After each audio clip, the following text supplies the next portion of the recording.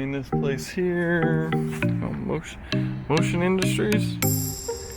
They're out here off of Pegasus or Unicorn Drive. So I guess what he described them best as being kind of like a Granger. So we have a Granger here in town as well, but he wants an estimate on the travertine, which I'm going to give him here when I'm finished.